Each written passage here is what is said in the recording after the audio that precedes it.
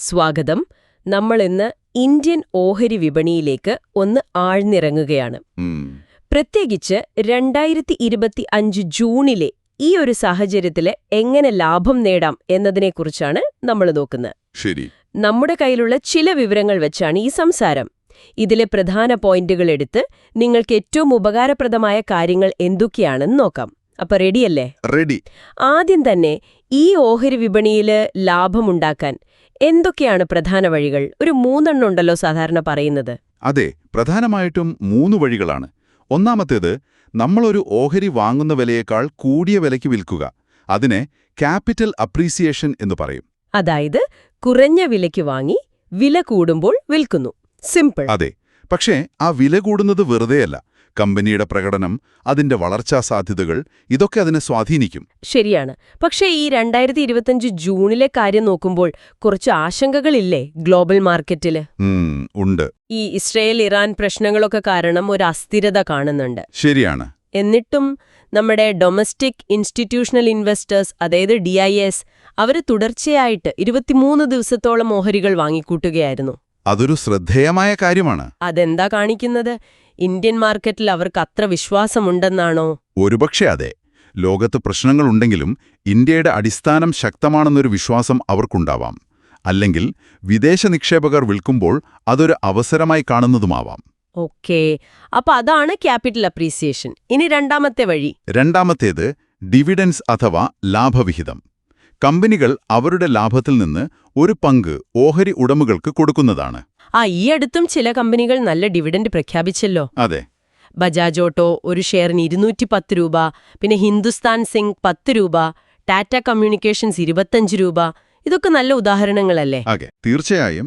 ഇത് കാണിക്കുന്നത് കമ്പനികൾ ലാഭമുണ്ടാക്കുന്നുണ്ട്, അത് ഷെയർ ഹോൾഡേഴ്സുമായി പങ്കുവയ്ക്കാൻ അവർ തയ്യാറാണ് എന്നുമാണ്. സ്ഥിരമായൊരു വരുമാനം വേണമെന്നാഗ്രഹിക്കുന്നവർക്ക് ഡിവിഡൻഡ് നൽകുന്ന സ്റ്റോക്കുകൾ നോക്കാവുന്നതാണ്. ഓക്കെ. അപ്പം മൂന്നാമത്തെ വഴി ഇതാണോ ഈ കോമ്പൗണ്ടിംഗ് എന്ന് പറയുന്നത്? അതെ, പവർ ഓഫ് കോമ്പൗണ്ടിംഗ്. നമ്മൾക്ക് കിട്ടുന്ന ലാഭം അത് ഡിവിഡൻഡോ അല്ലെങ്കിൽ വില കൂടിയപ്പോൾ കിട്ടിയ ലാഭമോ ആകാം. അത് വീണ്ടും അതേ മാർക്കറ്റിൽ നിക്ഷേപിക്കുക. എന്നിട്ടാ പുതിയ മുതലിനും ലാഭം കിട്ടുന്നു. അതെ, അങ്ങനെ പലിശയ്ക്ക് പലിശ കിട്ടുന്നത് പോലെ. ഇത് ദീർഘകാലത്തിൽ ഒരു വലിയ ഇമ്പാക്റ്റ് ഉണ്ടാക്കും. ശരിയാണ്. പ്രത്യേകിച്ചും ഇന്ത്യ ലോകത്തിലെ ഏറ്റവും വേഗത്തിൽ വളരുന്ന വലിയ സമ്പദ് വ്യവസ്ഥകളിൽ ഒന്നാണെന്ന് ഓർക്കുമ്പോൾ. ഏകദേശം 6.5% വളർച്ച 2024-25. അടുത്ത കൊല്ലം ഒരു 6.3% മുതൽ 6.8% വരെയും പ്രതീക്ഷിക്കുന്നു. അതെ, GDP 2026 ആവുമ്പോഴേക്കും $5 ട്രില്യൺ എത്തുമെന്നാണ് പ്രതീക്ഷ. അപ്പോ ഈ വളർച്ച കോമ്പൗണ്ടിങ്ങിന്റെ ഗുണം ശരിക്കും കൂട്ടില്ലേ? തീർച്ചയായും. ദീർഘകാല നിക്ഷേപകർക്ക് ഈ വളർച്ച വലിയ രീതിയിൽ പ്രയോജനപ്പെടുത്താൻ പറ്റും. ഇതൊക്കെ കേൾക്കുമ്പോൾ കൊള്ളാം. പക്ഷെ തുടങ്ങാൻ ഇപ്പൊ എളുപ്പമാണോ ഒരു സാധാരണക്കാരന്? ഈ ഡിമാറ്റ് അക്കൗണ്ട്, ട്രേഡിംഗ് അക്കൗണ്ട് എന്നൊക്കെ കേൾക്കുന്നു. പണ്ടത്തെക്കാളും വളരെ എളുപ്പമാണിപ്പോൾ. ഓൺലൈനായിട്ട് തന്നെ ഒരു 10-15 മിനിറ്റ് മതിയാവും ഒരു ഡിമാറ്റ് ട്രേഡിംഗ് അക്കൗണ്ട് തുടങ്ങാൻ. അത്ര പെട്ടെന്നോ? അതെ, കാരണം നമ്മുടെ ഡിജിറ്റൽ ഇൻഫ്രാസ്ട്രക്ചർ, ഈ ഇന്ത്യ സ്റ്റാക്ക് എന്ന് പറയുന്നില്ലേ, Aadhaar, UPI, DigiLocker, video KYC verification, പിന്നെ സൈൻ, ഡിജിറ്റൽ സിഗ്നേച്ചർ. അതെ, ഇതെല്ലാം കാരണം പ്രോസസ് ഭയങ്കര സ്മൂത്തായി.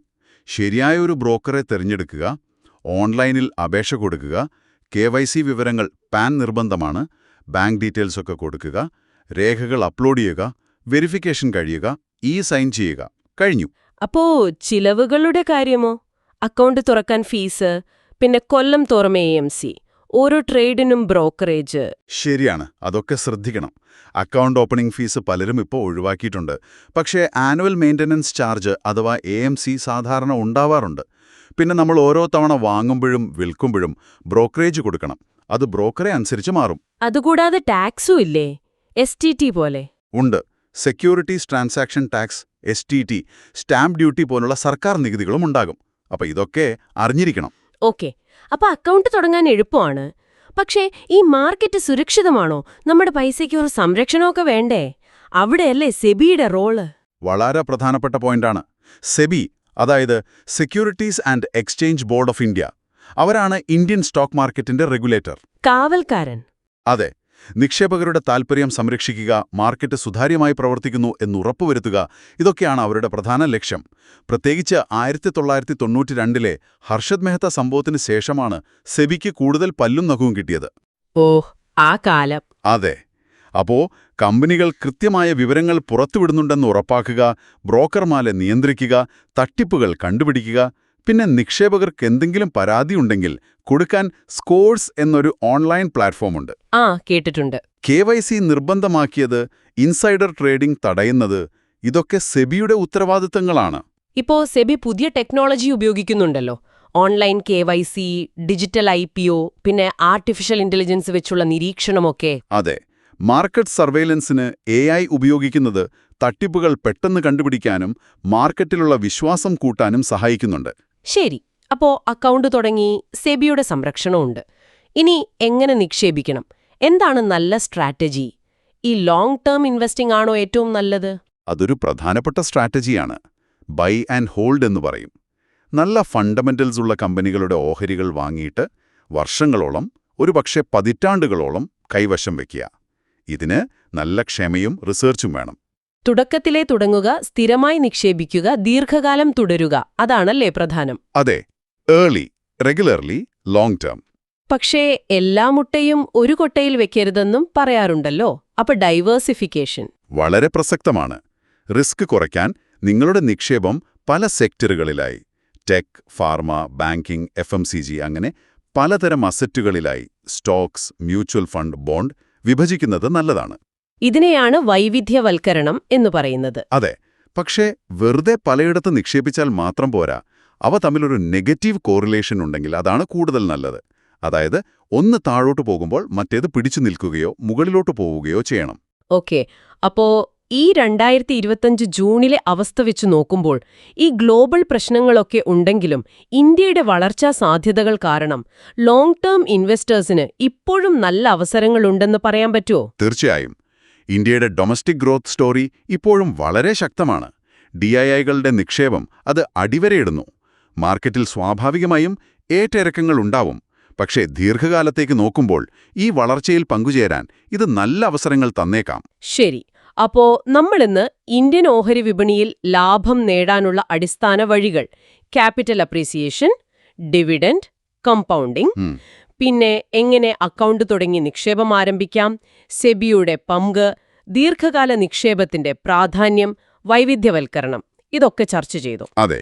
നിലവിലെ സാഹചര്യത്തിൽ DII ഇൻവെസ്റ്റ്മെന്റ് പോലെയുള്ള കാര്യങ്ങൾ ശുഭസൂചന തരുന്നുണ്ടെങ്കിലും ഈ ഗ്ലോബൽ തലത്തിലുള്ള രാഷ്ട്രീയ സാമ്പത്തിക കാര്യങ്ങൾ എപ്പോഴും ശ്രദ്ധിക്കണം. തീർച്ചയായും. അപ്പോ അവസാനിപ്പിക്കുന്നതിന് മുൻപ് നിങ്ങൾക്കായൊരു ചോദ്യം. ഇന്ത്യയുടെ ഈ വളർച്ചയിൽ പങ്കാളിയാകാൻ നിങ്ങളിപ്പോൾ തയ്യാറെടുക്കുകയാണെങ്കിൽ നിങ്ങളുടെ സ്വന്തം റിസ്ക് എടുക്കാനുള്ള ഒരു ശേഷി അനുസരിച്ച് ഏത് നിക്ഷേപ രീതിയായിരിക്കും നിങ്ങൾക്ക് കൂടുതൽ ചേരുക? കൂടുതൽ ക്യാപിറ്റൽ ഗ്രോത്ത് ലക്ഷ്യം വെക്കുന്നതോ അതോ സ്ഥിരമായ ഡിവിഡൻഡ് വരുമാനം നോക്കുന്നതോ? അതല്ലെങ്കിൽ ഇവ രണ്ടും ചേർന്നൊരു ബാലൻസ്ഡ് അപ്രോച്ചോ? എന്താവും നിങ്ങളുടെ വഴി? ഒന്ന് ആലോചിച്ചു നോക്കൂ.